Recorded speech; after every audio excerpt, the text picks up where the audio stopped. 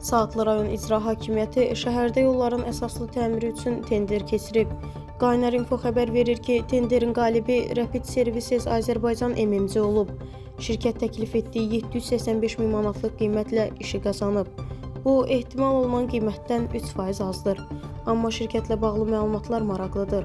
Rapid Services Azərbaycan 2018-ci ildə yaradılıb, hüquqi ünvanı Bakıdır.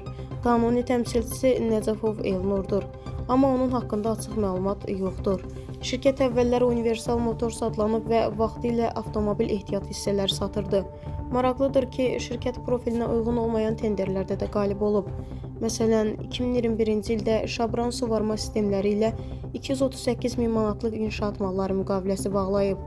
Hətta yolları təmir edən şirkət başqa qurumlara sanitar-gigiyenik məhsullar və elektrik lampaları da satıb. Rapid Services Azərbaycan MMC indiyədək 11 tender qazanıb və bu, şirkətin tender oyunlarında istifadə üçün yaratdığı şübhəsini artırır. Şirkətin maddi texniki bazasının yol təmir işlərini yerinə yetirməyə kifayət edib etmədiyi isə məlum deyil.